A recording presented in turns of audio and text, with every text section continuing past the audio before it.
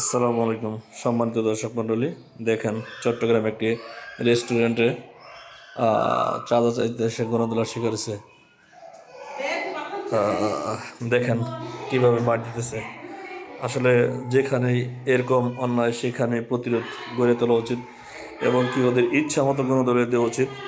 গণধোলা দিয়ে মাটির সাথে মিশিয়ে দিতে পারলে 2-4-5টা যদি এরকম ঘটনা ঘটে যে ওদেরকে একবারে সাথে সাথে জিন্দা কবর দেওয়া যায়, তাহলে মনে হয় যে এই সমস্ত চাঁদাবাজি সন্ত্রাসী কার্যক্রম বন্ধ হয়ে যাবে বাংলাদেশে। তাছাড়া এই সমস্ত কার্যকলাপ বন্ধ হবে না আমার মনে হইতেছে।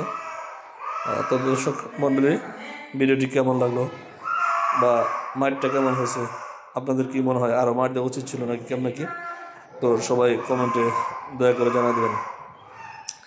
আর এরকম ভিডিও পেতে হলে সাবস্ক্রাইব করবেন। কেমন